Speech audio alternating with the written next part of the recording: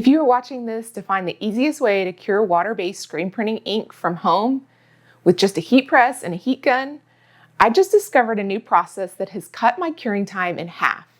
And I've brought in a pro to explain how he uses this to save time when printing hundreds of shirts at a time. I'm Jennifer with Pigskins and Pigtails. After you spend time screen printing shirts, the last thing you want to happen is to have the ink fade or have a customer tell you that your shirts didn't hold up after they washed them. The good news is this is an easy problem to avoid, and I have a secret weapon that will not only make the drying and curing easier, but it will ensure your ink sets correctly so you can be more confident when you sell your shirts. You may be intimidated by the experts saying you have to have big drying equipment to work with water-based ink. I've been printing over 6 years here in my home craft room using just a heat gun and a heat press. My process has always been to let the shirts air dry for a day or two, then heat press them for 40 seconds each. Well, I just discovered a way to cut that time in half and still ensure that my prints are cured perfectly every single time. There are a couple of water-based inks you'll see me using, but today I want to focus on the Green Galaxy inks. This is where my secret weapon comes in. This little bottle is Warp Drive, and it can be added to any of the Green Galaxy inks. When you mix this with your ink, it not only lowers the curing temperature, but it also means you don't need to heat it for as long as you do without the additive. And don't just take my word for it, let me introduce you to Jesse. He has over a decade of screen printing experience and runs a high volume operation right from his home in Colorado. He's also my co-host in a brand new membership we created called the Screen Print Collective, designed to support you in your screen printing journey with monthly trainings and a community where you can ask questions and get support. Hi, I'm Jesse, and like Jennifer said, I screen print hundreds of shirts down here in my home print shop in my basement. I use Warp Drive in every single order I've printed, and in 8 years, I've never had a single shirt come back to me having washed out. I've achieved full cure on every single order I've done. Let me show you how easy it is to use Warp Drive.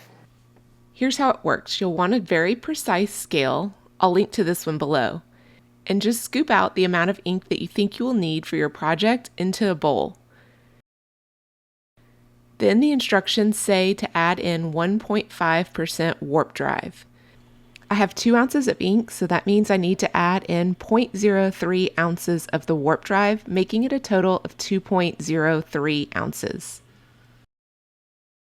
Then mix that together really well, and you're ready to screen print. I use my same technique for screen printing with white ink. I pull the squeegee over the ink a couple times.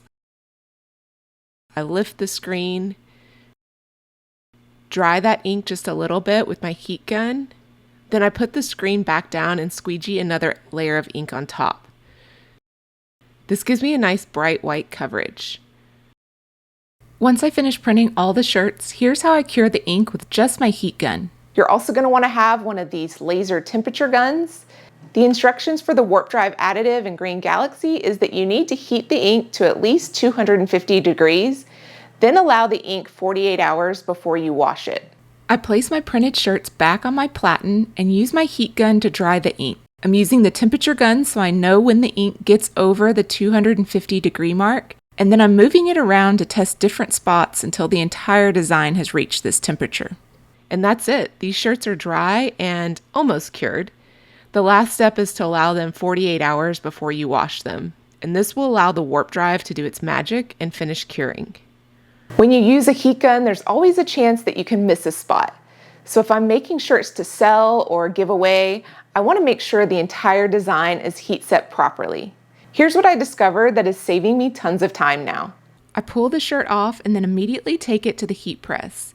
Yep, the ink is still wet, and I put it directly on my heat press. I'm going to place a piece of Teflon on top of the wet ink and press for 20 seconds. I'm at 280 degrees. The Warp Drive really only needs to reach 250, but I like to go just a little above that. After 20 seconds, my design is dry, and I just hang it so that it can cool down. After 2 days, it's safe to go in the wash, and the ink will stay vibrant on the shirt for years to come. Jesse prints large orders on a regular basis. Rather than using a heat press, here's his method. I'm using a Riley Hopkins 300. This is an 8-color 6-station press, and I use a standard infrared 15x15 flash dryer. My process is to load the shirt, print the design. For this particular order, it's a single color print. They want a vintage look, so I'm doing a single pass on the print. So then I pull the shirt loose from the platen, spin it around. It goes from here to the station where my flash is set up, and then it begins to heat the ink. So it heats that print somewhere between 250 and 270 while I'm printing the next shirt. So then as it comes back around to me, I take it off the press and I hang it up behind me.